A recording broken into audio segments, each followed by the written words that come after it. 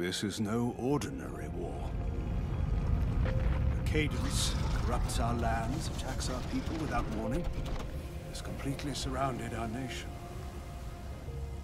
There is no escape. But that was before you. Now our heroes finally have someone to unite them.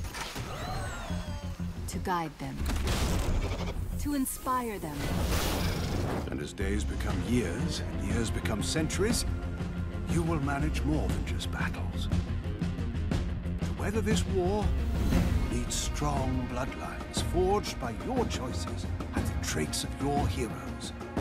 We will build, expanding our knowledge through research and training, and show this enemy that we won't back down.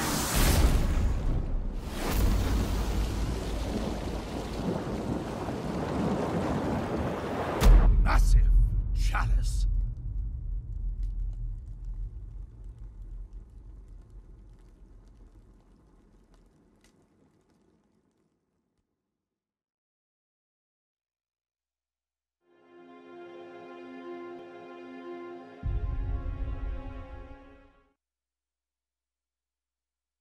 Teamstream number 30.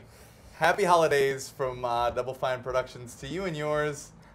I can barely talk with this thing on. This is basically the worst, and I'm going to take it off. I think my airway is restricted. I think like 10 seconds of air. Whoa, yeah, okay. I'm going to remove this. All right, great. Hey, thanks for joining us. I'm here with Master Chalice producer Anthony Vaughn. Working the wheels of steel? Wheels of steel. Dude, I think it really messed up my throat. My throatum area right here.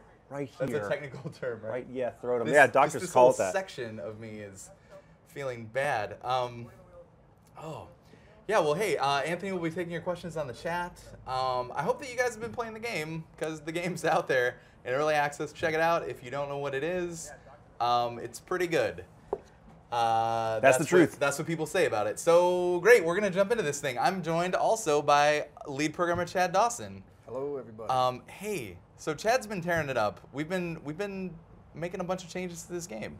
Writing some code. Which is great, writing some code. Yeah, that's how it works. So our main focus since the last patch, which was like 0.86, it's been out for a couple of weeks, and I think that some of those changes were really good that we made.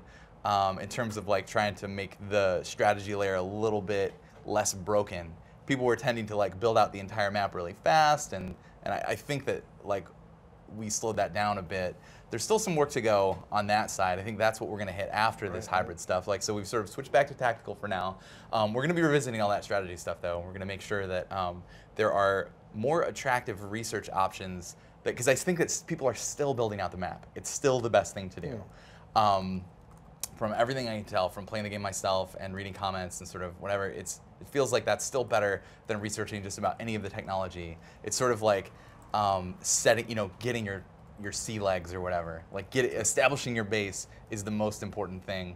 And so we have some ideas to try to like make that a little bit less attractive and make sure that the other tactical tech that you might research in there, such as the armors. We're going to have some more offensive things that you're researching in there. I think that will really help. Just trying to make a balance between tech and dudes and hero levels.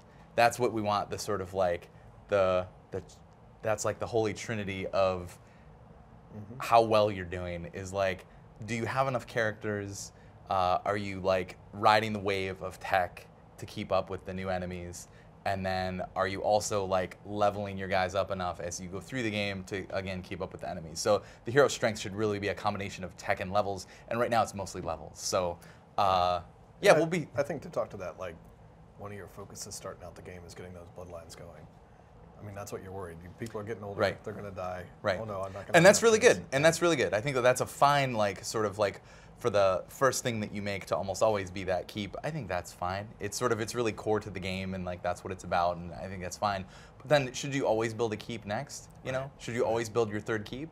I feel like people right now would say yes, and then build a Crucible, and then a Scholar, and then a Sage Race Guild, and then another keep, and then another keep, and then they come back, you know, it's like, you know, they're almost 100 years into the game, and they're like, whatever, I've just been leveling up my guys. Sage Rights, foster learning. Yeah, just not so much war. Sage Right build. So yeah, we'll be looking at that a little bit later. But now, it's all about the hybrid classes, and we talked about this thing a lot. We talked about it a lot. We started with, if we switch over to the big screen here. Oh man, don't show the old stuff. We're totally going to show the old stuff. We have to show the process. This is what it's about. So this was my first stab at no. You might want to take a break. The stream quality. Yeah. Okay, the stream quality is bad. We will be back in one moment.